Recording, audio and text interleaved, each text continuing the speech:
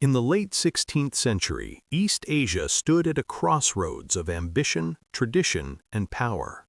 For centuries, the region had been shaped by diplomacy, tribute systems, and carefully balanced relationships among kingdoms and empires. Korea, governed by the Joseon dynasty, served as a cultural and political bridge between China and Japan, maintaining stability through Confucian values, scholarship, and diplomacy. Japan, by contrast, had spent generations locked in brutal internal warfare. Yet by the 1580s, everything was changing. A single man's ambition would ignite one of the most devastating wars in Asian history, transforming Korea into a battlefield, shattering lives, and permanently altering the balance of power in East Asia. Japan's long age of civil war, known as the Sengoku period, had forged a nation of warriors. Daimyo fought relentlessly for land, power, and survival. Out of this chaos emerged Toyotomi Hideyoshi, a man of humble origins who rose through intelligence, strategy, and ruthless determination. By unifying Japan under his rule, Hideyoshi commanded a massive army of battle-hardened samurai who had known nothing but war. Peace, for these warriors, was dangerous. Hideyoshi feared that without a new enemy, Japan would fall back into civil conflict. His solution was conquest, and his vision extended far beyond the Japanese islands.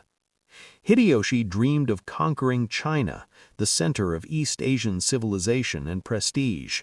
But to reach China, his armies would first have to cross the Korean peninsula. Korea was not merely a geographic obstacle, it was a sovereign kingdom with a long history, deep cultural identity, and strong ties to the Ming dynasty of China. Hideyoshi demanded that Korea allow Japanese troops to pass through its territory. The Joseon court, bound by loyalty to China and confident in diplomacy, refused. That refusal would trigger a war unlike anything Korea had ever faced. In 1592, Japanese forces launched a full-scale invasion of Korea. Tens of thousands of troops landed along the southern coast, moving with speed and coordination that stunned Korean defenders. Armed with matchlock muskets, disciplined formations, and years of battlefield experience, the Japanese army cut through poorly prepared Korean forces. Fortresses fell one after another. Cities burned. Within weeks, Seoul, the heart of the Joseon government, was abandoned. The royal court fled north in panic, leaving the capital to enemy occupation. For Korea, the invasion was a national shock. The Joseon dynasty had prioritized civil governance and Confucian scholarship over military strength.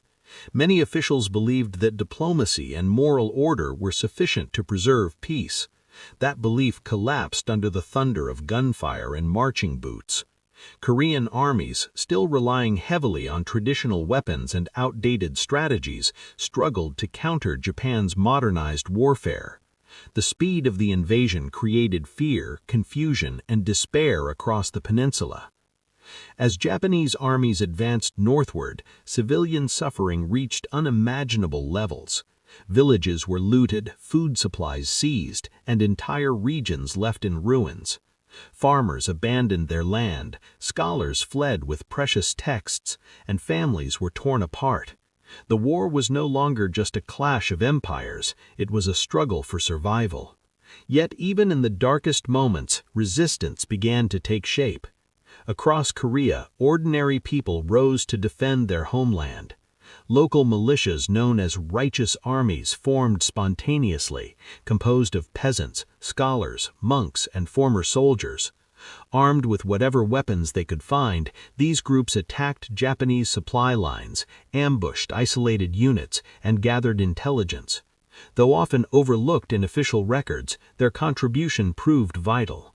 They slowed the invasion, disrupted logistics, and kept the spirit of resistance alive when the state itself appeared on the brink of collapse.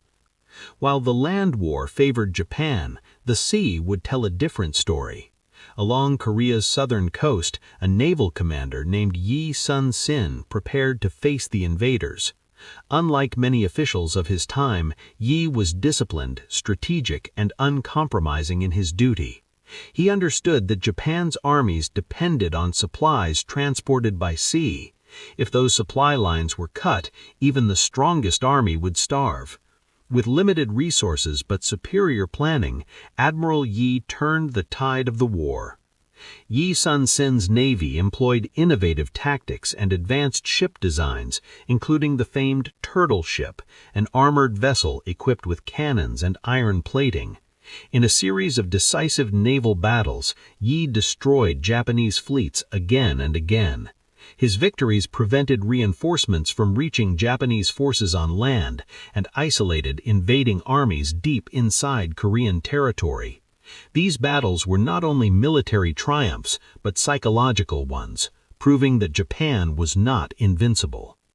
Despite his success, Admiral Yi faced betrayal and political intrigue within his own government. False accusations led to his imprisonment and torture, and he was removed from command at a critical moment. His replacement suffered disastrous defeats, allowing Japanese forces to regain some naval strength. Only then did the Joseon court realize its mistake.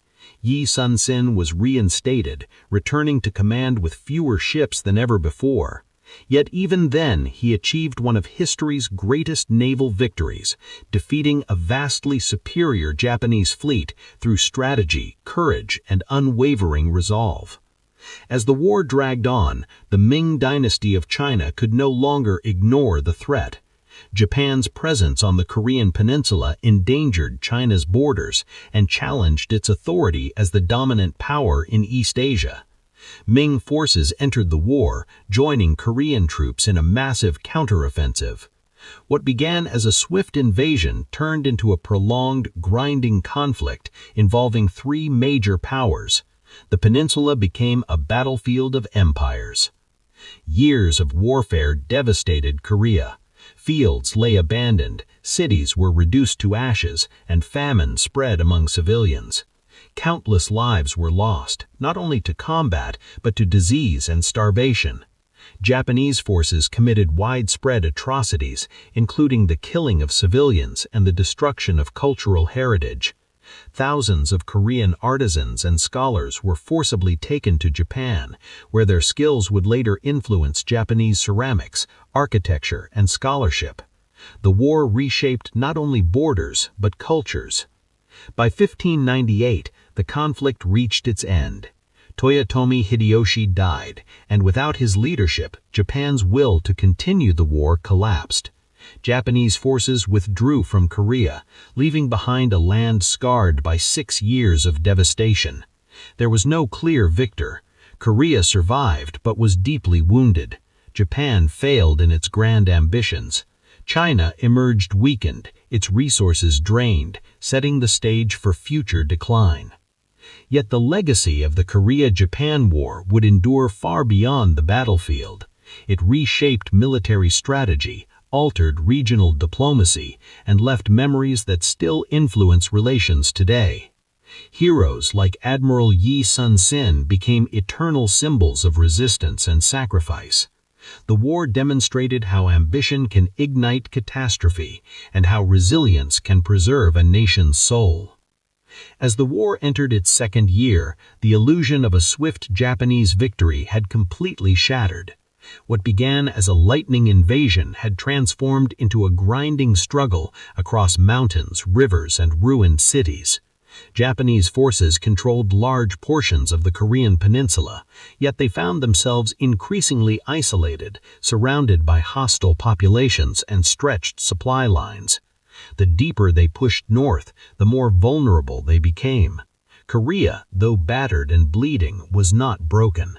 With resistance growing and allies arriving, the tide of the war slowly began to shift. The arrival of Ming Chinese forces marked a critical turning point. Alarmed by Japan's presence so close to its borders, the Ming court mobilized tens of thousands of troops to support Korea.